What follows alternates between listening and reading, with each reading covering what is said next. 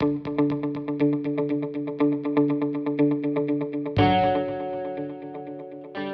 good morning and welcome to the, oh my goodness, October. Every year I say that. I mean, every month I'm like, I can't believe we're already this far into this year. And look at us. I am going to share quickly my screen and show you our mission statement. And this is exactly what we are wanting to do. Our mission is to develop and sustain a learning community, and for a group that has always met in a space, an indoor space together for all these many years, 10 years plus now, we are sustaining our learning community through a new medium, through Zoom. So our mission to develop and sustain a learning community that supports coaches and those interested in the practice of coaching. Triad Coaching Connection supports and preserves the integrity of a diverse and inclusive coaching profession through networking, learning opportunities, and educating others. So I welcome you to today's meeting. I encourage you to participate either by sharing, joining in. We encourage everybody to put themselves on mute, and it's not because we don't want to hear your voice, it's because we don't want to hear your background noise. And that will help everyone else to hear and to learn. I will go through and mute you myself in just a little bit, and you'll need to open up your mic to be heard. But I do want you to participate. I'm not trying to discourage that, but just make it so that we can all benefit from our speakers. I also encourage you to continue in the chat sharing books, articles, information that will help us to continue to grow and learn from each other. And I will share that chat with you when we share the video. I'm trying to think if there's any other announcements that need to be made. Is there anybody that, Mitch, do you have anything before I turn it over to Matt? Did I see Matthew join yet? Is Matthew here?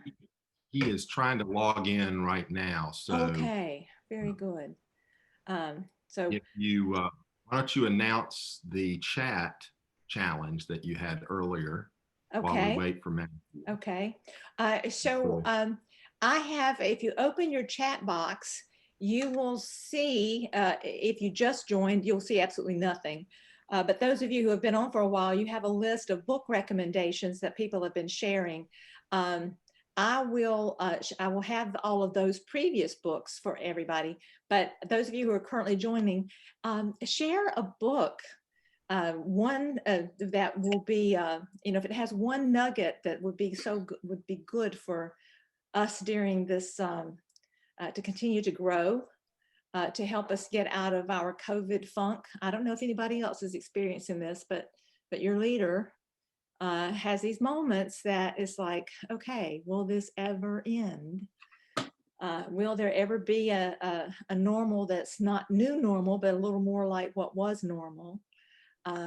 Keeping our spirits up, those kinds of things. I even encourage you to, give us some romance novels to read, or, a Netflix series even that you would recommend, that you would be willing to share and encourage us. I know some of the ones that were previous, All Things to All People by Michael Burns, Get Your Life Back by John Eldredge, and The Artist's Way, Julia Cameron. Triggers by Marshall Goldsmith, Brief Encounters, which is a Netflix series, was shared. The Museum of Extraordinary Things by Hoffman, Tender at the Bone. The list goes on. So I will share the chat. I have all that in the chat because I've been here since the link opened. So my chat is complete. And before you leave today, be sure to click on the ... in your chat box and click Save Chat, and anything that's there will be saved on your device for you to reference, but I will also post the chat. I'm making myself a note to remember the promise I just made, to save and share chat.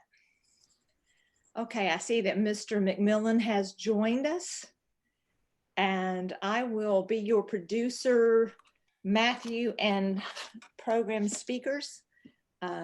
So it's all yours, Matthew. You need to unmute. There we go. Good morning, everyone. He's muted again. Muted. It keeps muting. Why is it doing that? Okay, I've been having all kinds of technical difficulties this morning. So anyway, good morning, everyone. This morning, we're going to go over the Leadership Nexus, which is an assessment tool that's a new approach to leadership, and it examines how the thought time or our focus is related to the action time, the priorities that we take. The interaction between this thought and action provides us with a great snapshot of what our leadership can be and how it relates to the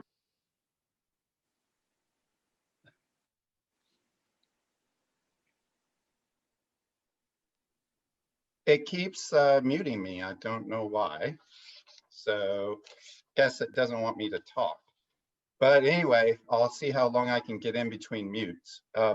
So anyway, I don't know what you caught about that, but the Leadership Nexus is a tool for coaches to help facilitate with our clients how to grow leadership development. And Tom and Michelle might be able to add more since mine keeps getting muted. But anyway, Tom Dash is a partner at as a senior associate in Explore Development LLC in Winston-Salem. And Michelle Gross joined them in January. And Michelle has background in coaching and counseling, and so does Tom. Did I get muted again? No, you're great. Keep going. Oh, nope, you just did. Don't know what's going on. Okay, we'd like to welcome Tom and Michelle to today's program. And I, again, unfortunately, don't know why I keep getting muted. So thank you, Tom and Michelle, for joining us today. I'll let you start and you can add more. Yeah, thank you. Really appreciate it. And Michelle, I'm going to let you start off. And our Director of Business Development, we're delighted to have her with us. Michelle, you want to say hi to the group?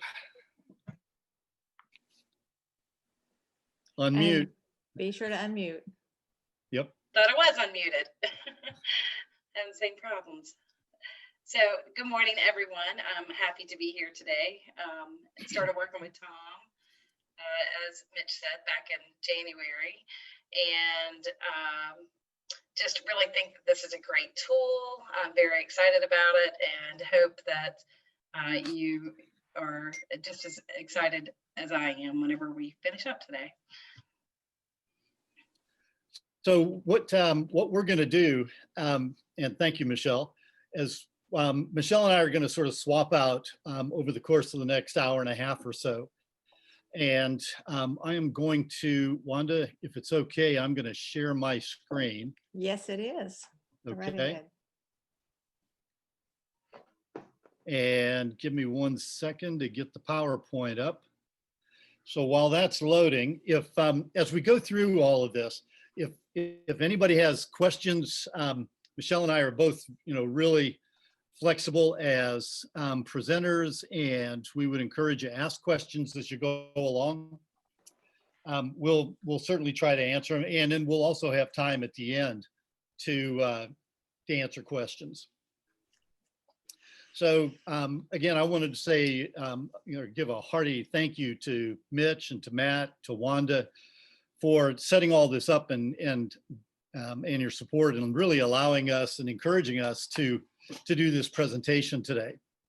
So what we're going to do is, in terms of goals, we really have 4 goals. We want to look at leadership development from a different angle, not a better angle necessarily, but a very different one. than what we typically have with the leadership assessments that I know I've used, Michelle's used, probably almost all of us have used at different times. In the process, we're going to examine the Leadership Nexus scores for those of you who have already taken it, which I think is about half of this group. And for those of you who have not taken it yet, you're more than welcome to take it after we finish. And we'll be able to go over the results with it at another time. We're really going to try hard to come up with some practical ideas on how you can use this particular assessment with both individuals and teams. And we have found it in the last couple of years as we've been using it, a really helpful assessment, especially with teams and certainly with individuals. And then we're going to have some real life scenarios that we want to look at through the lens of the Leadership Nexus. Along the way, if we can, we would love to get your ideas about how this could be used, and even questions about how that can happen, and and how other people might be able to use it. So, wanted to start with a real life example, and on your screen right now, and I'm going to just read through this quickly, and then Wanda, if you would post that in the chat room, we're going to have the case study up, and then we're going to do some breakout groups and talk about this. But the case study is this. You've just begun a meeting with the head of IT services at a large corporation with sites in several cities across the East Coast. The meeting is to discuss development opportunities for her team, primarily in the areas of leadership, work responsibilities, and individual and team effectiveness. Shortly after you begin the meeting, her phone rings. At the same time, almost simultaneously, there's a knock on the door. She answers the phone, waves in the person at the door, and is immediately immersed in what appears to be a major problem. All internet connectivity at one of the remote locations has gone down, and the employees there can't get any of the information they need to do their work. She contacts the team, calls a crisis meeting, asks to postpone your meeting with her. Since all of the individuals you've been talking with are now gathered in a small conference room, you ask if you can observe. She agrees. You're invited into the SWAT team, and the participants include 2 VPs, 4 directors, and a group of managers from a wide variety of departments. For the next 2 hours, you observe the client and her team conduct those phone meetings, email, text, talk with each other, loop in additional team members. They are all these things that you see on here. They're very respectful. And finally, they uncover the scope and depth of the problem, map out a solution, spur other people into action, and get it solved. Cool. So what we would like you to do is to break out into your breakout groups. And then Michelle's going to take it from here. We have 2 questions that we want you to talk about. Michelle? So, yes, we want you, during your breakout groups, we want you to talk about whether or not this team was successful in resolving the issue that they confronted, and why or why not. So that's the first question. And the second is, was the leadership process effective, and why or why not? Great. So I hope you guys had a lot of good discussion. We want to hear all about it. So we're going to start with the first question, and we'd just like to hear from each of the groups just telling us why, whether or not this process was successful and did it accomplish its goal. So I'll just kind of open it up, and please chime in. Tell us what you think.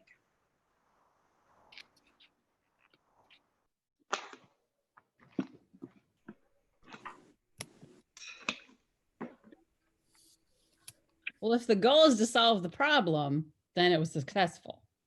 Mm-hmm.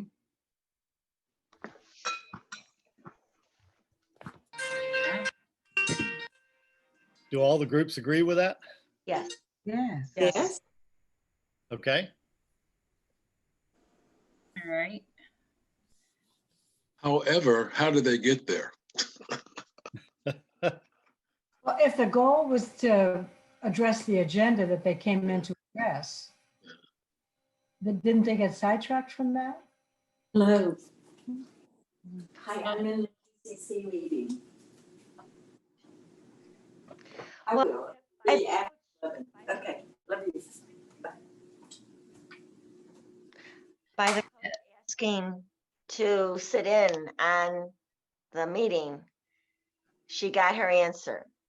She didn't get it in the way that she had planned to get it, but she got the answer. Right. And it was favorable. They were able to discover the source of the outage, repair it, and got the facility back online. Right.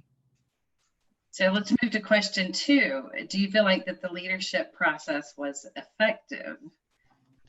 Even though they got to their end goal, was the process effective? I feel like it was, because it was a real live situation of their policies and procedures that they had put in place for an emergency. And they all just seemed to work seamlessly, getting all their steps done. And they didn't have to be told what to do. They knew their steps and they did it. And that's why they were so quickly resolved. What's interesting, Diane, is our group came away with a very different perspective, that we felt that it was, if you say, was the leadership in this process effective? Okay, they got the job done, but it was incorrectly set up from the beginning. And so we had quite a bit of discussion about that. We'll see what others say. Well, and why is that? How was it set up ineffectively or incorrectly? Because the people who were in the seats, the workers who were in the seats, felt that they could not solve the problem on their own, even though they had the knowledge to do so. They had to go to leadership. Leadership had to stop everything they were doing to solve a problem that could have been solved by a team. And Christy Resch had pointed out, and where was the admin? Why was this meeting ever interrupted with this level of a problem? There should have been, a lot of caveats in place, and it indicates a lot of cultural shift that's needed in the organization and changes in the way crises are handled. We kind of got into that. Yeah, our group talked about the idea there appeared to be no boundaries for the leader. I mean, she was taking everything on herself. And there's the onslaught, and the question was, they may have got it done this time, but at what price, and what was the learning, and where are the boundaries? Where are the authorities here in this system, and who can do what? Where are the allocations of authority becomes the questions, I think.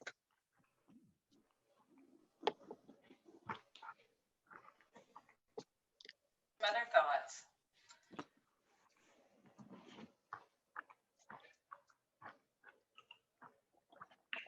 My thoughts are, my thoughts, I didn't get to share this in our group. I thought after processing all of this was that, does this head of IT truly trust those who are underneath her to solve the problem, or does she feel compelled to be involved in every situation that arises in this organization? To me, that's, I don't know, that's micromanaging, and I would not feel very trusted in a position of leadership in this organization if I felt like I had to report every little incident to the head.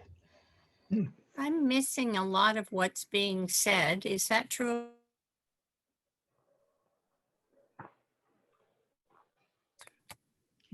Joyce, we missed a lot of what you just said. So I think it might be your connection.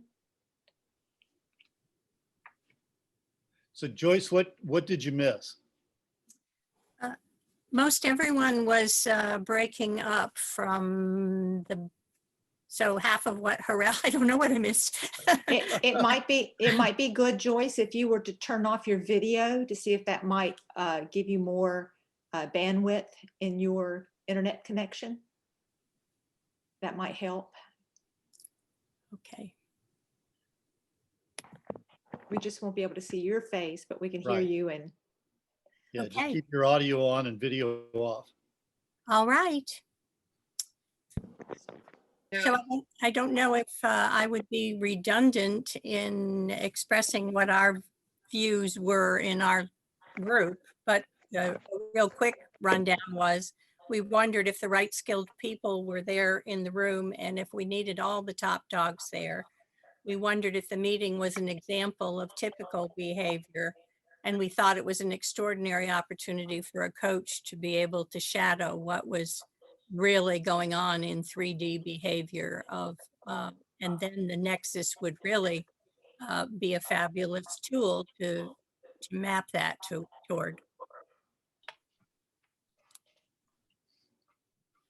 In our group, we focused on how there was such an ineffective use of so many people's time, and that the leadership needed to delegate some tasks or prioritize some tasks down to the other folks and have them report back instead of everyone being consumed with this. So they may have solved it in the short term, but what are they doing in the long term every time a problem comes up?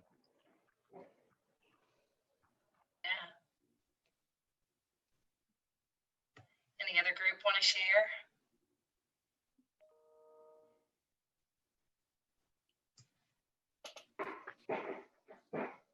So yeah, even though the situation was resolved, there were a lot of high-level individuals involved with the decision-making here. And they spent a lot of time handling issues that were actually well below their positions and their pay grade. So, you know, that is a problem. This is very common where senior level leaders are getting bogged down in technical solutions and spending a lot of time there that they could be spent on other things at their level. So a lot of times they end up staying in situations like this longer than they need to. So this case study is actually an opportunity for leaders to look at how they can retrain their customers, clients, and staff by resetting the expectations and encouraging the most appropriate individuals to solve the problems for which they have been trained. So that's why we really feel like the Leadership Nexus can be a tool, as someone suggested, to look at where those senior level managers are spending their time and whether or not that's a good use of their time, and how to make sure that they're able to focus on the things that they need to focus on for the organization, and allowing those technical solutions and other things that may pop up to stay with the individuals that should be managing that. So at this point, I'm going to turn it back over to Tom, and we're going to talk a little bit about the history, and he's going to give you a great overview of the tool itself. So yeah, thank you, Michelle, and thank you all for your comments, because actually all of you were sort of right on target. This actually was a real live situation, and at the end of it, when I had a chance to sit down one-on-one with the senior VP who had asked me to come in, I asked her that question, these two questions, and she agreed absolutely, we got the job done, but our process was horrible. It was absolutely ineffective. It is exactly why we need to have those cultural changes in our own department for all the reasons that you all mentioned. And this is something that as a learning tool, I think as coaches, we always are aware of, and that is there is a difference between success and effectiveness. We can succeed at something and still not be very effective. So let me get into the next slide. There we go. So this is exactly why we started working on this particular instrument. You know, just a little bit of history. We've coached hundreds of leaders from the manager and supervisor positions up through the C-suite. And in doing so, what we have found is that a lot of leaders have difficulty understanding the differences between their past success and what they need to do to succeed in the present. In that case study, we saw exactly that kind of thing playing out, that all of them were techie kinds of people. They all loved getting their hands in the pie, but the higher level people recognized that even though that was fun, it was interesting, it was exciting, it felt wonderful, it wasn't a successful experience. And so what they found was that in order for them to succeed in their present, they had to understand what was different about their past. We frequently recommend books on leadership development because there's so many really good ones out there. But in the process, we found that they often don't address some of the key things that we're seeing.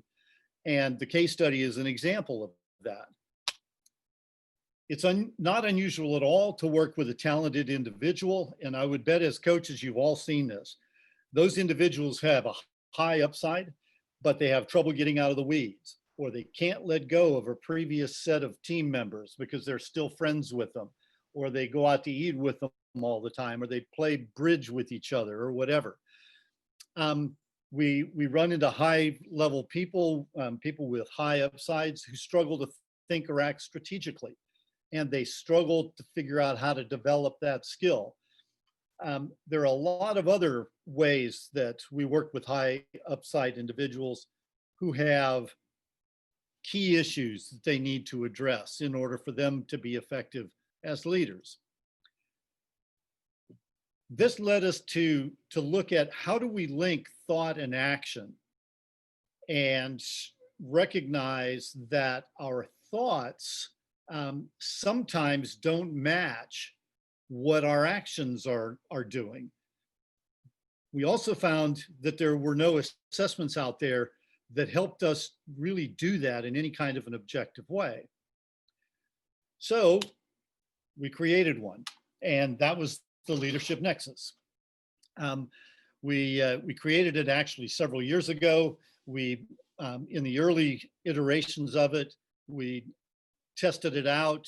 We continued to develop it. Then we developed, when we had enough people to have taken it, the early version of it. We did some statistical analyses on it, revised the questions, and we created the current version that you all have seen.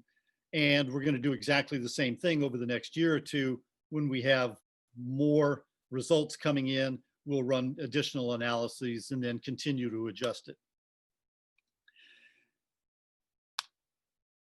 So let's take a look at, for just a moment, what we call the leadership development pyramid. If you look at the literature, what we have found is that most of the literature breaks down sort of broadly into two primary areas.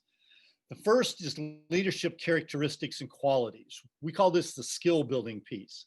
So the top of the pyramid is we want people to be able to develop their leadership skills. Books like 7 Habits of Highly Effective People by Covey, The Leadership Challenge, Good to Great, Leadership 2.0, Strengths-Based Leadership. All of these are different takes on how do leaders build their skills. And it's excellent work. It needs to be done, but it's also not the only thing that we see.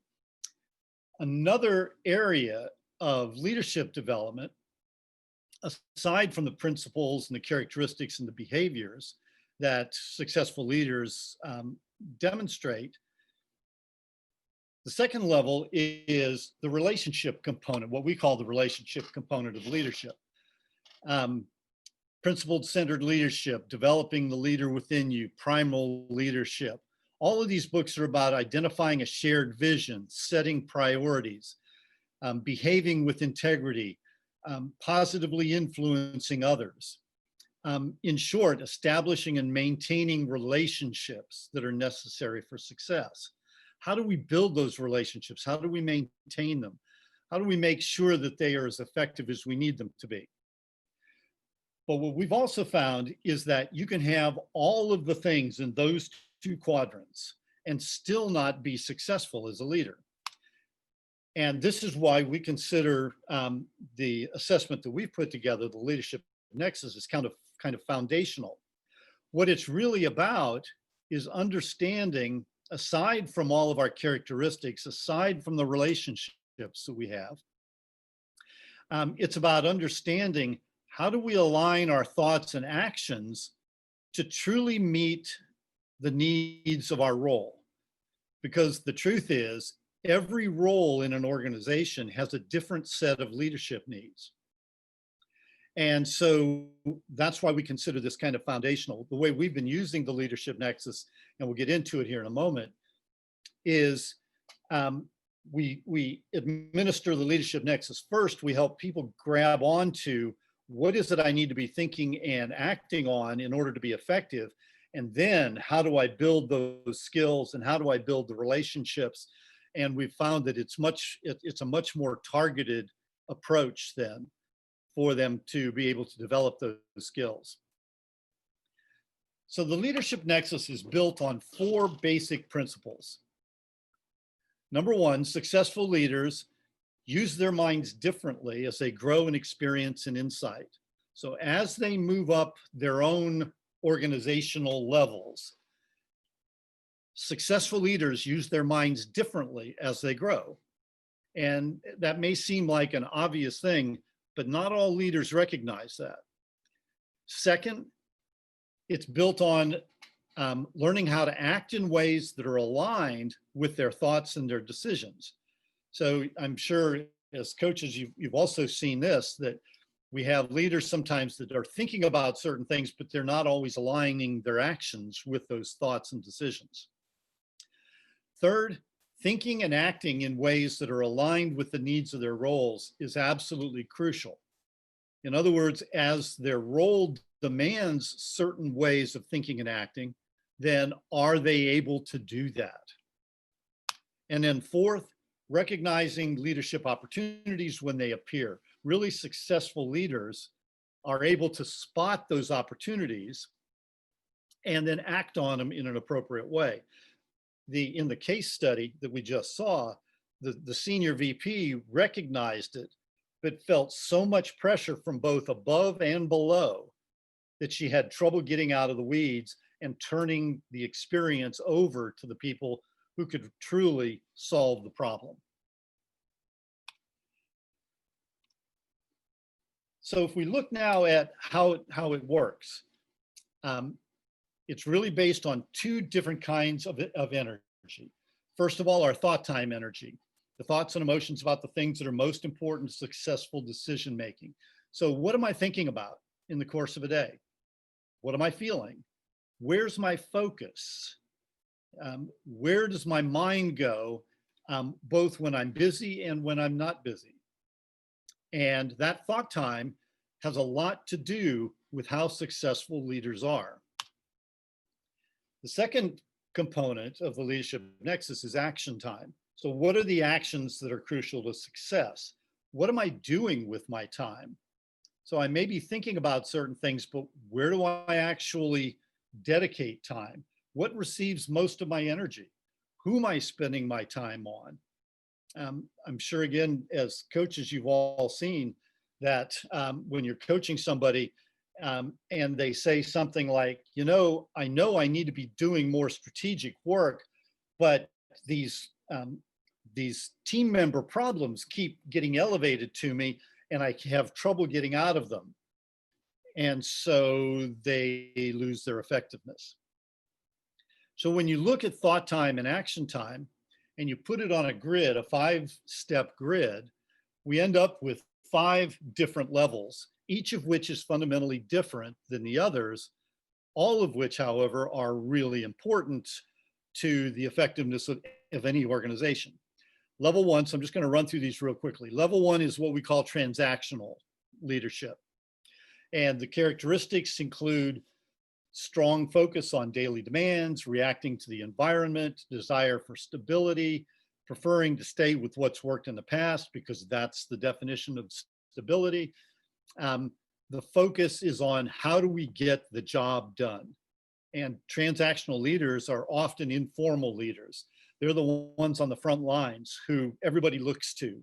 Sometimes they're the veterans. Sometimes they're ones who just seem to be able to solve problems right at the time when the problems need to be solved. Level 2 is what we call managerial leadership. Managerial leaders are often in an initial leadership position. They've typically been promoted based upon their ability to do their job well. And their characteristics include if they're successful, maintaining a balance between task and staff issues, because the key role of a manager is to manage the staff so that the staff can get the job done. They motivate staff to get work done efficiently. They develop positive relationships without blurring relationship boundaries. They hold staff accountable. They resolve conflicts with minimal side effects. And when they do that well, they can get pulled into the weeds, but they bounce back out of them very quickly. Level 3 is a tactical level of leadership. We call this the middle of the hourglass, leading at the intersection of strategy and tactics. Strategy generally coming from above them, and tactics, the techniques we need to use with our managers and staff members to get the job done. So the characteristics at this level: comfortable with both operations and strategy, manage short-term and long-term operations. They're flexible and adaptable. They get out of the weeds quickly when they're pulled into them, and they hold individuals and teams accountable. Level 4 is the strategic level.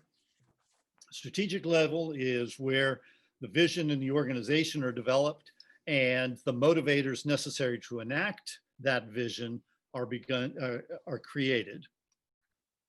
And the characteristics at this level: strategic leaders tend to spend most of their time in that development of strategy. They think long-term, rarely get into the weeds. When they do, again, are able to come out of them very quickly and trust the people below them. They build structures that enable them to delegate. They develop strong relationships that facilitate problem solving. They're comfortable with conflict and use it positively. And they're adaptable, creative thinkers. And above all, they can be systemic actors, meaning that they can act at a systemic level. Level 5 is transformational.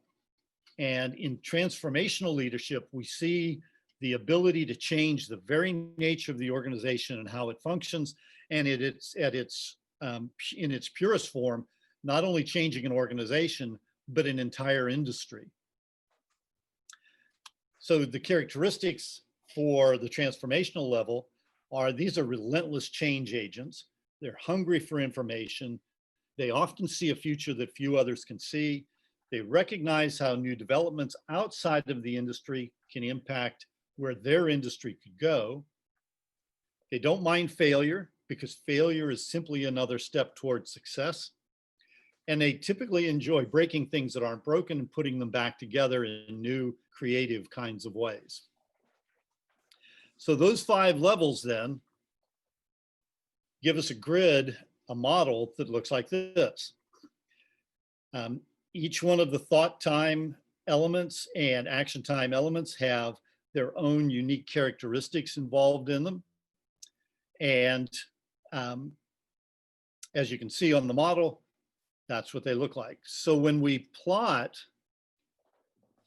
for an individual report, we plot their thought time down there on the horizontal axis, and their action time on the vertical axis, and then the nexus, the intersection point of those two, places them someplace on this grid.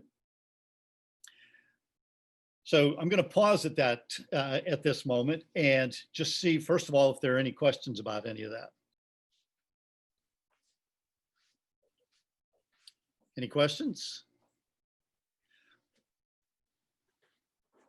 We've tried to keep this very simple in its usage and in its construct, because we wanted an instrument here that was very usable and something that at a glance could give us a snapshot of, well, as a leader, where am I? Where, even if I don't realize it, where am I spending my thought time? Where am I spending my action time? Okay, so just a couple other things then.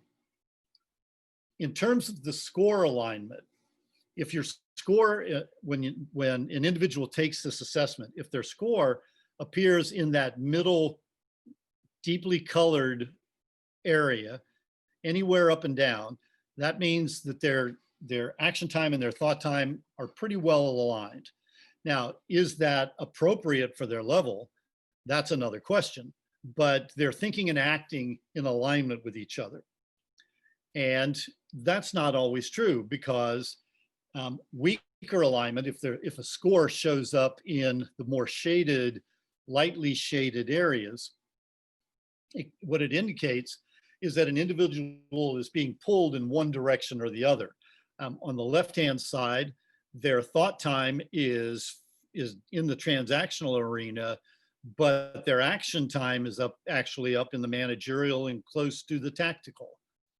On the other side of the model, a different form of weaker alignment is their thought time is considerably ahead of their action time. Each of those will have a different flavor. When you're talking with this particular coachee, their presenting issues are different. What they talk about and how they see their gaps will be different if they're showing up in one area or the other.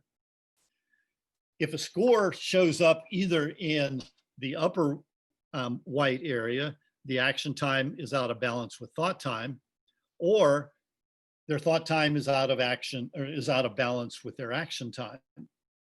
And these two areas can be very difficult in terms of success for a leader. And let me just give you one example, a real life example. I worked with actually a vice president whose score, when he took this, showed right where that red dot is, or that red triangle is, where he was up in almost the transformational area, high strategic, and he was up in right on the edge of transformational. But his action time was down in the managerial level. So what that said to me is that, and it was true in talking with him, is that he was a really strong visionary. He loved being up there in the clouds, what he would call blue skying it. But his ability to actually connect with his team members was very suspect. They saw him as out of touch, a really nice guy, very communicative, very cooperative. They loved talking with him, but they almost never knew what the heck it is he was talking about. Because what they found with him is that he couldn't get out of the blue sky area. Unfortunately for this gentleman, right after we started working, he lost his job for precisely that reason, because he was just not effective. And as I continued to work with him, he landed a job in another organization that really needed a visionary individual and who didn't have to have responsibility for driving results nearly as much as in his previous position. And he ended up happy as a clam. But his Leadership Nexus score demonstrated to both of us that he really had some elements of his own leadership that he needed to look at.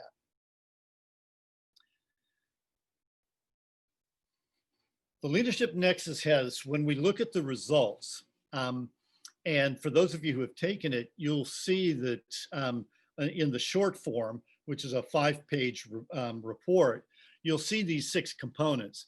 And when you get the long form report, that's a 16-page report, and we go into considerable detail on these 6 key components. But we look at these 6 areas. Number 1 is, what's the role of this particular individual? So the function that each level plays within the organization.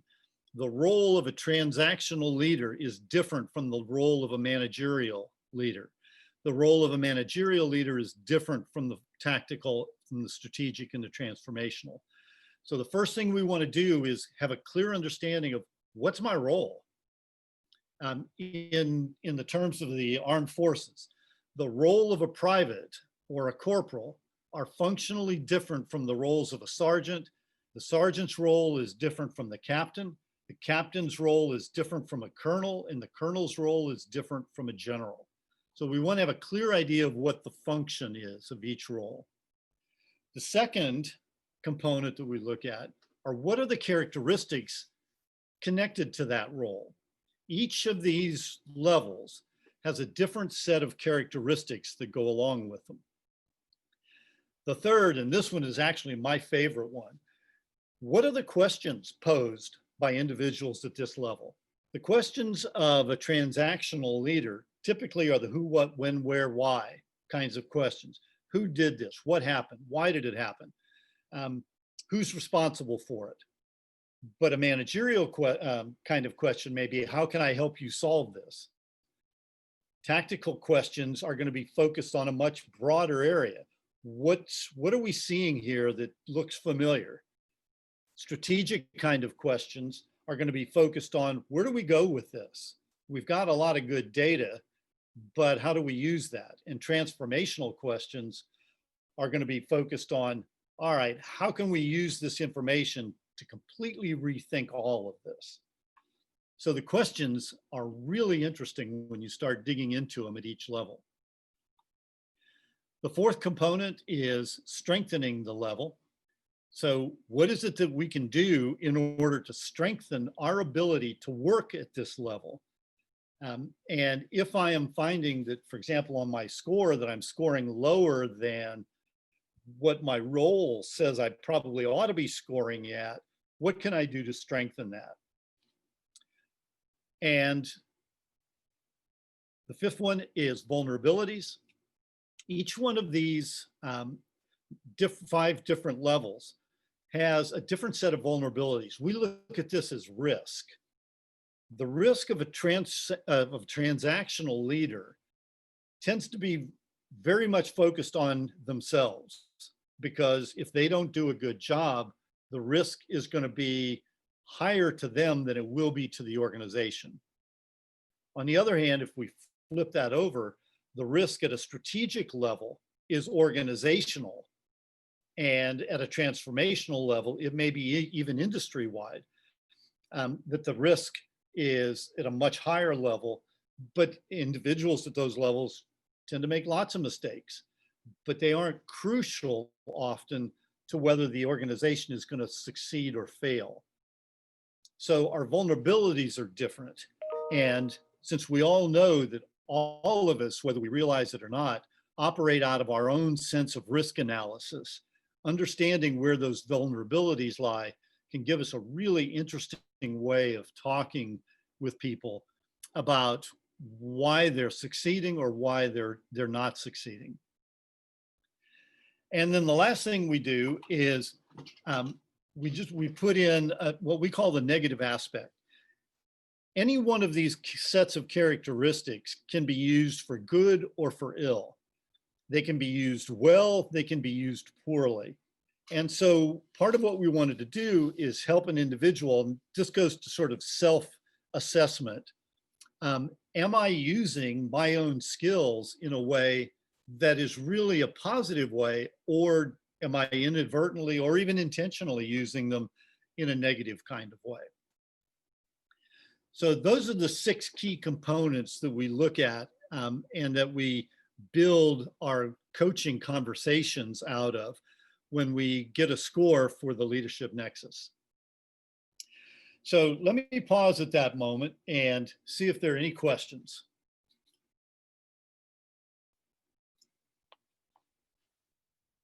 I have a question. Sure. This is Donna. I'm going to keep my thing off so I don't lose power. So if you come in at a level, right, is that Yes. your nature, or can you, if you choose to be at a different level, be coached or trained to that other level? Yeah, great question. We don't see this as a fundamental examination of an individual's personality, for example. We believe that all of these things are teachable, learnable, trainable. And again, that's sort of why we wanted to develop something like this. We wanted an instrument that could help us develop a language with which we could use with our coachees to help them build on their own leadership skills. Now, that being said, not everybody is able to think as easily in a strategic arena as they are at a transactional level, or vice versa. But that doesn't mean we can't learn some of those skills. So we see this very much as something that is learnable and teachable. And as a result, for a coach to be able to use it. We think it's a really interesting instrument to be able to have a language with which to talk with them. This is Jenny. 2 questions. The first is the simple one. Where can we get a copy of the actual questions, the actual strengths, the actual vulnerabilities, and the negative aspect? You have it on a separate piece that we can use. And then my other question is, I understand that you can teach people these things, but like they say you can't bring, you could bring a horse to water, but you can't, it, right? If they've got their own backpack, life experiences, and psychological thought and emotions that are tied into a particular level, even though we try to inch them out, because I'm sure it's inching them out, not like woof. Yes. It would seem to me that there would still be a lot of maybe passive flack coming back at you. Yes. So could you go into that a little, please? Yeah, I'd be glad to. Let me just use an example. So if you're working, let's say, with a director level individual, somebody who should probably score in the middle or high level 3, the yellow area, because that's typically where directors kind of show up. Directors, when they're doing really well, have grown out of their managerial role and are now asking different types of questions, et cetera, et cetera. If they score in the managerial, or like I've seen with a number of them, actually continue to score down in the transactional, it gives me a way to talk with them. So what I do is I pose a question to them. And that question might be something like this. Okay, so you're a director right now, and we're in a coaching arrangement, which means that my job is to help you continue to grow.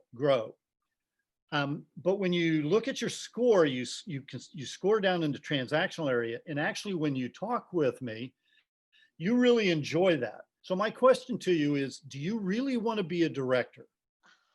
Is this where you want to be? Because it seems like your heart and your actions are still down there on the front lines. But yet the pay is a lot better up here, isn't it? And the responsibility is higher and the visibility is higher. Do you really want to be a director? And it's an honest question. It's not one that's designed to tell them what they should be, but it's designed to get them to examine that fundamental question of, do I really want to be here? If they say yes, then as a coach, what I can then say back to them is, okay, that means we've got a lot of work to do, because what you're doing right now isn't working at the level that your boss needs it to work at and that you need it to work at. So let's spend a little bit of time talking about what that might look like. Does that help? It does help. However, if that person is only giving you an answer of, yes, I want to change to director because of the money factor, but his heart is not in it, then it's going to be a waste of money and time. And for you, right, to work on it. And also for that person, it's as if you keep denying who you are as an authentic human being. Yes. And that's true. And that's probably one of the most difficult kinds of conversations that as coaches we can have with people. When we realize, this person is saying they want to be something, but their heart's not really in it, but yet they don't want to leave it. And so what I tend to do in those kinds of scenarios is continue to talk with them about, well, we need to really look at what your definition of success is going to be then. because, and then I might go to vulnerabilities and risk, because your greatest risk here is that your head is in one place. You want to be a director, but your heart's in another place. And that seems to me like a pretty risky proposition. In fact, and I've actually had this conversation with a few people, fortunately not very often. What I may say to them is, one of the things we probably need to do is we need to be looking at your resume too, because I'm not sure how long you're going to be able to sustain this. It's one thing to say you want to be a director. It's another thing to be functioning like one. And if you don't, you're really at risk. And so we need to be looking at your resume too. And when I made that comment to a couple of folks, it was like hitting them over the head with a ball bat, because it really got their attention. They hadn't realized how vulnerable they were. People are really good at self-denial, especially when they have a lot at stake. In other words, they love the money, they like the prestige, but they may not be really good at the work, and they're not sure how much energy they want to put into it. So combining that with vulnerabilities and risk can be another way of getting at that. And then a second thing that I've done with them is how to talk with their one-up, not in specifics, but in general, because typically somebody who goes into a coaching program, at least the ones that I've worked in, have been recommended by their one-up, because this was a high-functioning individual who had certain things they needed to work on and to adjust in their own particular skill sets. So my preference always is to talk to them though about what their own risk is. Thank you. So basically, as a coach, would one kind of steer them towards, or brainstorm with them towards, a different level that might be still more money, but also more authentic to them? Yes. Yeah, exactly. Finding their authentic self, understanding that, and then looking at other opportunities where they can maintain that, but not be at as much risk as they might be in this particular role. Tom, I'm taking a look at the chat box. There appears to be a question you may or may not want to address.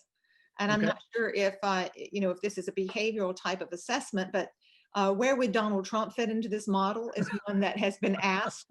And I know that we're at a time crunch. So if you choose to let that just be a chat box discussion, I understand, because I'm looking at our schedule and what you have here. So just wanted to remind you of that. Okay. I'm not going to get into the politics of all of that for obvious reasons. I will say, though, that in order for this or any other kind of assessment, but certainly this one, to be effective when working with an organization or an individual, within an organization, there has to be some level of self-awareness. And I'm just going to leave it there. Can I ask a quick question? Many times I've seen people being moved into a position of leadership for reasons of seniority versus skills. So are you saying that the Leadership Nexus is a tool to help you start to get them to language that they need those skills, or is it used a different way? No, I think that's exactly right, Matt. That what this does is it gives us a language to use with them that enables them to think at a different level. And thinking at a different level is kind of an internally verbal kind of thing. What am I focused on? What are my thoughts?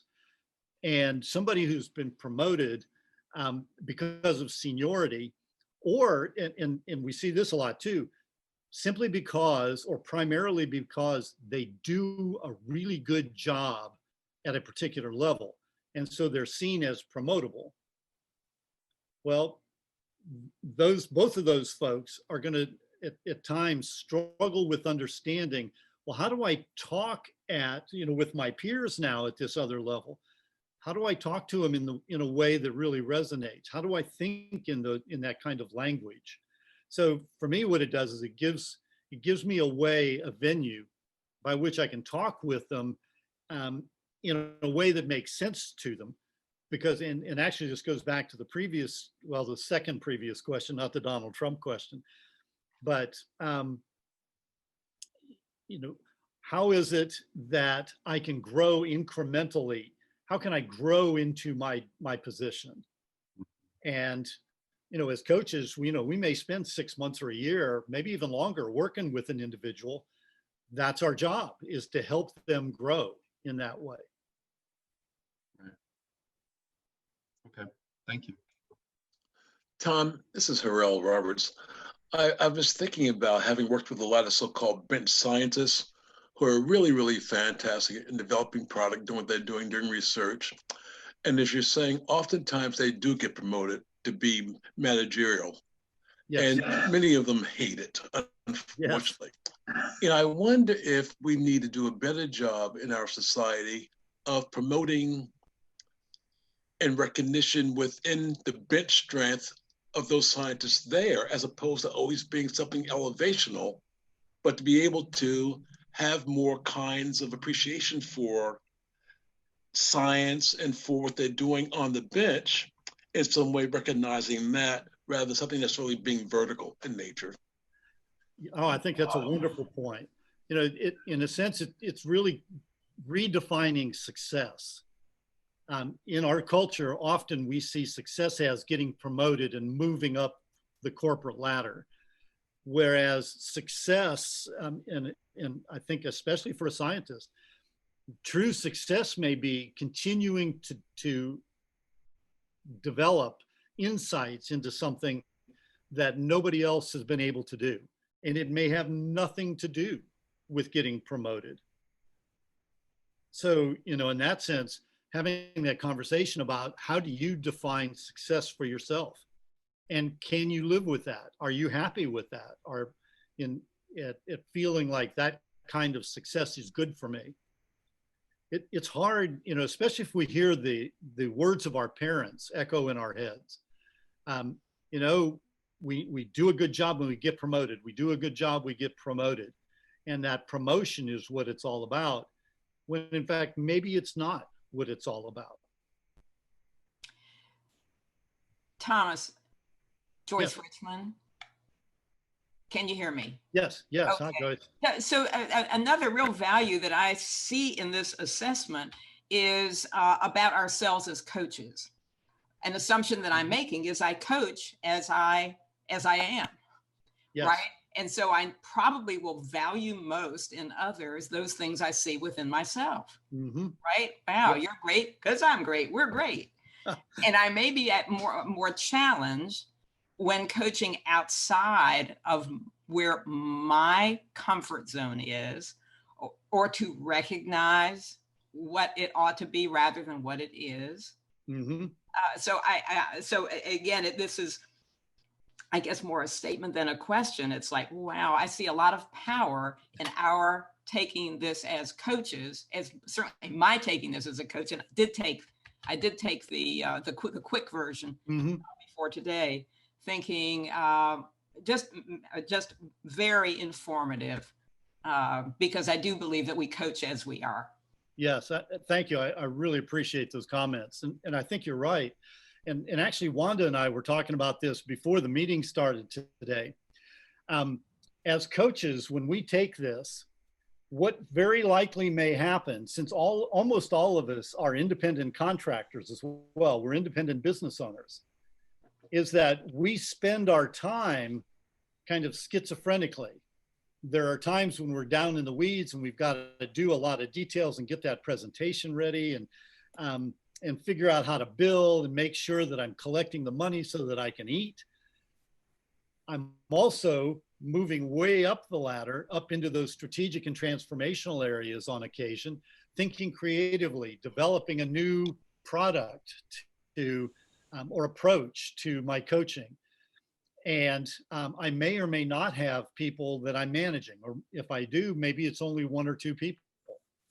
So what I've seen when I've taken it, and when Beverly, my business partner, took it when we first started doing this, is that I would tend to score up toward the green, but also I recognize that on many occasions I go back down to the red and to the orange. And Beverly would tend to score down in the red and the orange, but also realize that there are lots of occasions when she and I are, for example, working on a new product. We're up there even in the transformational area and just way up in the clouds. So if as a coach you take this, don't be surprised if you may find yourself right smack in the middle. What that tells us is that you're spending sort of an equal amount of time down in the weeds and up in the strategic arena. And the key is to make sure it's intentional. And this has been really helpful to me as I've used my own instrument. It gives me a way of putting some parameters around the usage of my time. And what I've done then is I'm going to set aside this amount of time, and I'm really going to work on this new concept. And I am not going to do any of the billing stuff. I'm not going to do any of that detail stuff for this amount of time, because I've got to keep that time set aside for myself. And then vice versa. When I'm down in the billing stuff, then I'm going to do the billing stuff. So that's a way that, as coaches, if you take this, you may find that you're hovering up there in the orange and the green, or orange and the yellow, up in the 2 and 3, but you can be all of them. Just be intentional about it and keep developing them. Tom, this is Ronnie. I've got a question. Sure. I was just thinking about learning time. I guess it falls into thought time. I did not take it yet, so I don't know if the question's veered in that direction. But that's often a big component of what a leader needs to do, is think about learning. Yes. Yeah, I consider that the thought time piece, although action time is, well, let me do the thought time first. There are certain things I need to learn. And maybe I need to learn and read more on strategic development. So let me just use an example. A higher level leader who doesn't really have a bent towards strategic thought. So changing their thought time would be dedicating some thought time to, I need to read more. I need to do some creative exercises. As a coach, maybe we recommend to them, look, put all of your job things aside for a minute and just do something crazy. Do something different. Use a different part of your brain. And then what I will do is ask them, and I want you to be intentional around that. So next time I talk with you, I want you to identify 2 or 3 specific times where you actually sat down and learned something about strategic thought, or that you actually did something creative, that you went out and you took a painting course, whatever. So it can be both, but learning in general starts with recognizing there are more things I need to learn. Then translating that into action is your ability to develop that skill. Any other questions? I have a question, Tom. Yes, I think we have time for one more. It's Christine here. So I happen to score right smack dab in the middle of yellow. And my challenge is often breaking away from being in the middle of yellow and going up to transformational or down into the weeds to get, detail stuff done. Mm-hmm. Is that typical in this area? Could you give us some feedback on that scenario? I think it's absolutely typical of sole proprietors and people who are like us. In fact, and this is one of the strategic and transformational things I'm already thinking about is, how do I redevelop this instrument to more clearly capture that for a sole proprietor? So is there a different iteration of this? But yes, I think that is definitely one of the things that we struggle with on occasion. And again, to me, it goes back to that intentionality. Can I set aside, and am I willing to set aside some time, a dedicated amount of time, even though I hate doing it, just to do billing and be focused on that. Again, it's the way I like to approach this is through the usage of our brain. When we're down in the transactional arena, we're using one part of our brain. When we're transformational, we're using a very different part. We need to practice lighting those parts of our brains up. Yeah. So the follow-up is, would you then recommend time blocking for the majority of your clients? I do for some of them, yes. Some of them have no trouble with it, and some do it naturally. But for somebody who's struggling with it, yes, I will often ask them, set aside, you tell me how much time you think you need to be putting on this thing for you to be successful.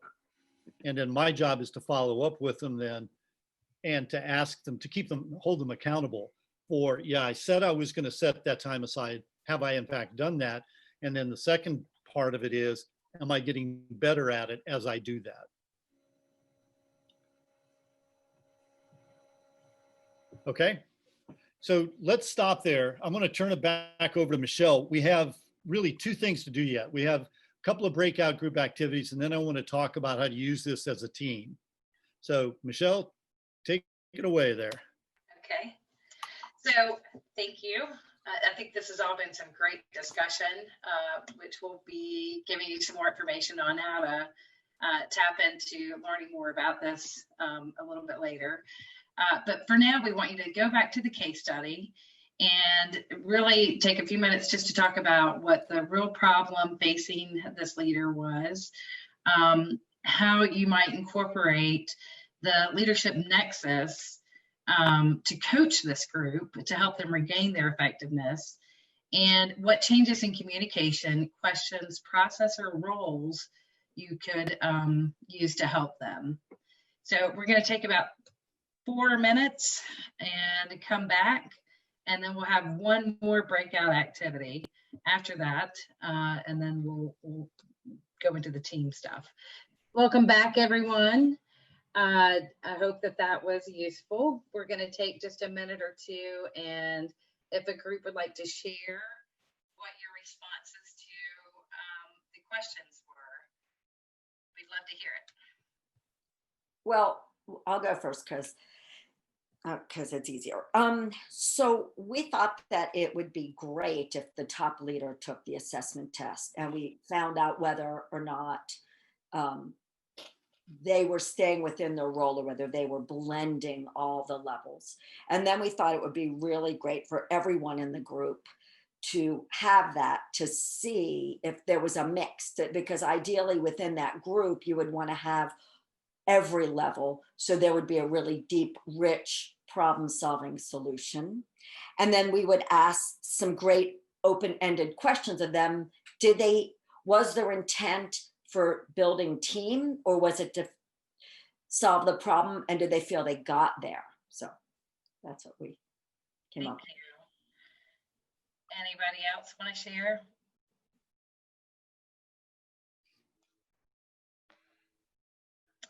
So in the interest of time, we're going to go ahead and move on to our next activity. And I just want to say that's a really great insight. After our next breakout session, Tom's going to go over some of the activities you can do with teams and get that mix and really see how everyone's working on with their Leadership Nexus. So we'll talk about that in just a little while. So thank you for that insight. So let's move on to the next activity. And so on this breakout, we want you to really think of a recent client situation and just think about them and how your understanding of the Leadership Nexus can help them with their growth. And just recognize that this approach doesn't address all leadership issues. Share with each other a couple of situations where you might find it helpful. So again, we're going to take 4 minutes to do that, and then we'll come back. Great. Well, I hope that everyone enjoyed talking about that. Would anyone like to share their conversation with the big group? How do you feel like this may have helped one of your clients? If anyone would like to share.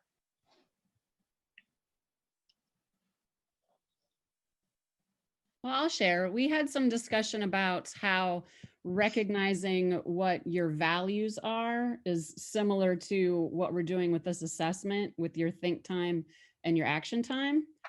So that's really useful. And then helping people by if they want to be promoted. So if they take the assessment now, then it can help them see where they need to grow.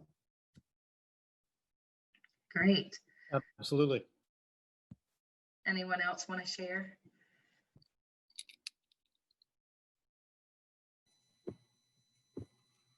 So Pamela here. I guess one question I would have, and one that I raised in the chat box, is how this connects with the vertical leadership model, and recognizing that going from one level to another involves a lot of work, really. And part of that, I think, is assisted by that self-reflection and the questions that prompt it. So I'm going to be really interested in seeing what questions this model uses to help, besides the questions on the assessment, what questions do you all use to coach those who are wanting to grow and align with a higher level than where they are, to help them self-reflect and indeed stretch themselves to grow? Mm-hmm. That was a long comment. Yeah. And embedded in it is, how does it connect with vertical leadership? Right.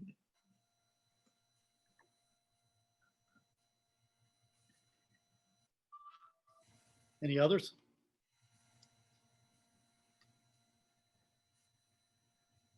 All right. Well, thank you all. I hope that this was useful. I'm going to turn it back over to Tom for the next section. So we're still planning on finishing up about 10 till. So I want to go through two things yet. One is the individual benefits and the other is the team benefits. We've already seen quite a few of the individual benefits. First of all, it's a good way to help a leader at any organization get a clearer picture of how they can align their thoughts and actions with the needs of their roles. We also recognize that it helps them meet the needs of their team and of their one-up, because part of being successful at any level is knowing how to manage up. And this is just an instrument that we think can be helpful in that arena. But the other thing is something that I don't remember who it was, just touched on it, and that is the other individual way to look at this is to use it to learn how to attain a clearer understanding of their own personal skills. So what is my usage of each of the 5 levels, and how effective am I at each of those 5 levels, and how much skill do I need to have, or would it be helpful for me to have at each level? And then we can use this to help them prepare their own career advancement by understanding those skills and how to achieve them. And I think that's just part of what we do as coaches. We develop our own language around what that skill development might look like.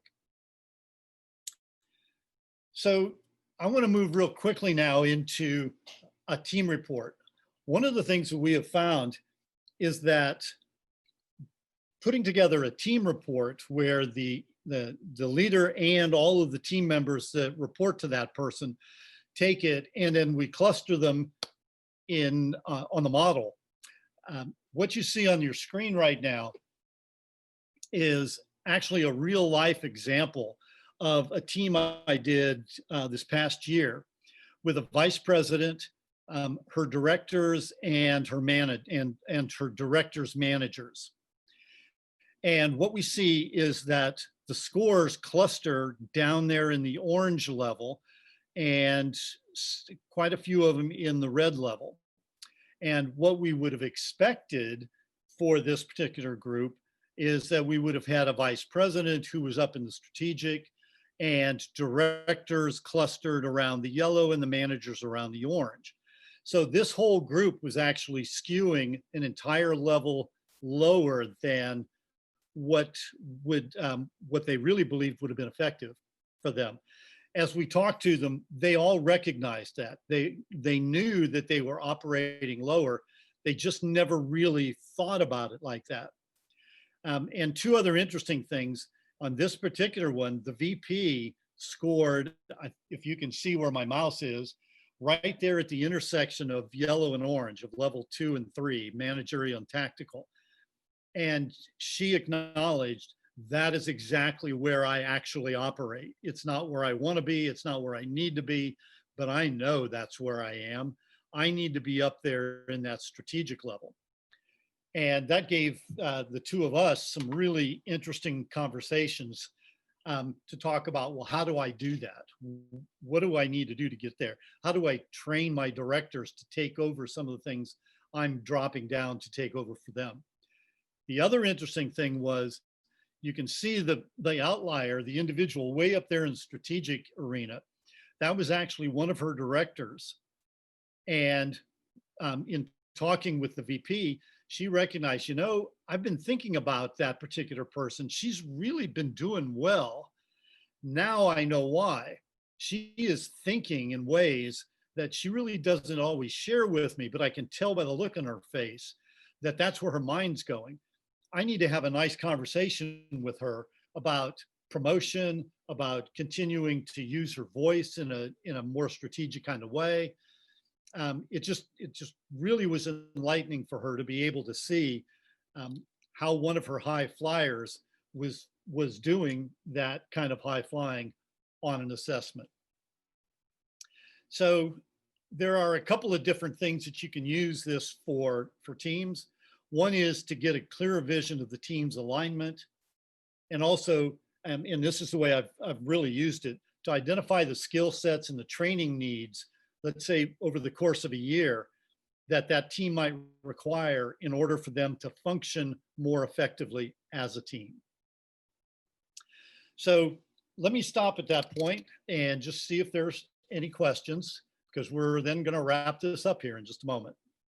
Any questions about the team usage?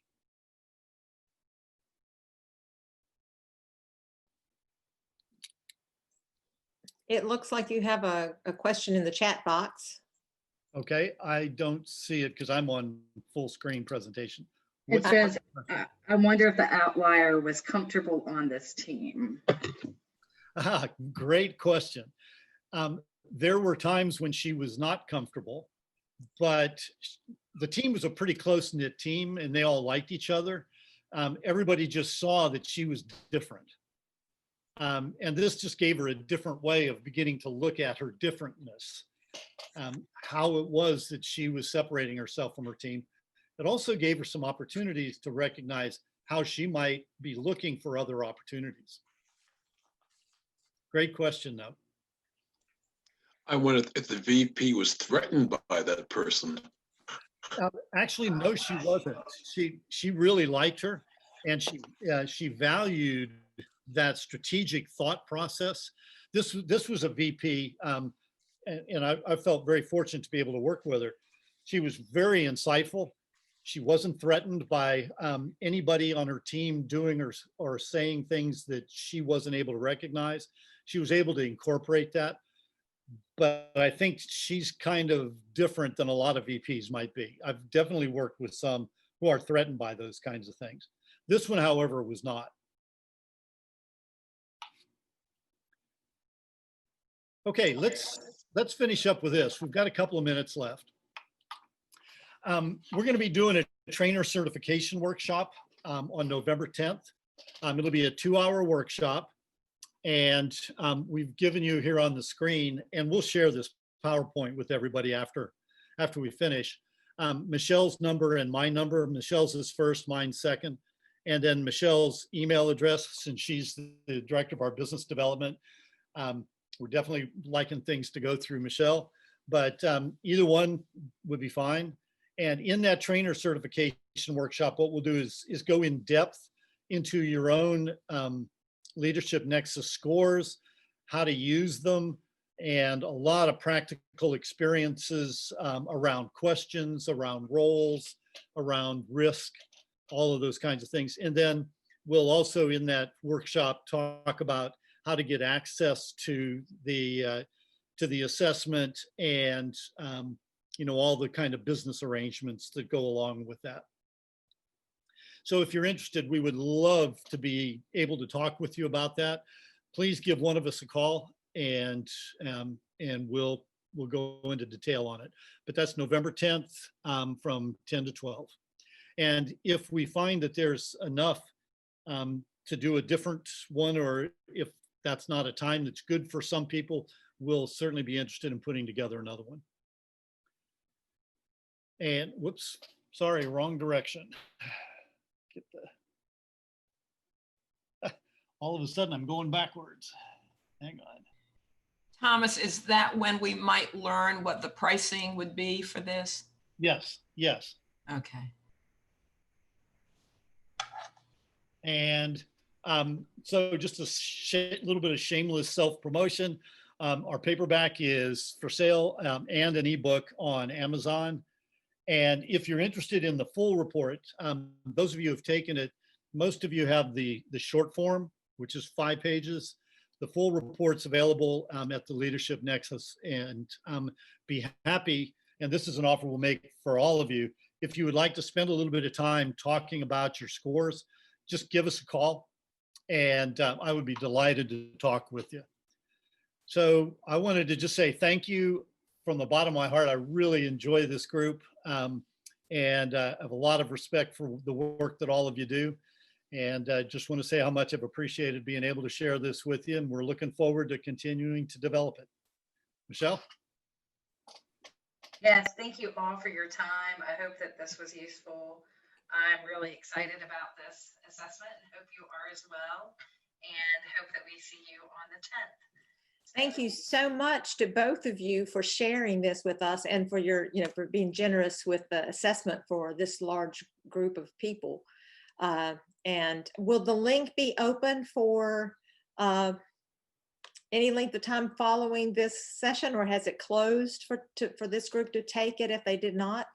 Oh no, it's still open, and we're fine. If if anybody wants to take it, go right ahead. You can get the free version, and then if you have questions, just give us a call. Okay, very good. Thank you again. And Matthew or Mitch, back to you. And you might want to unmute, Matt.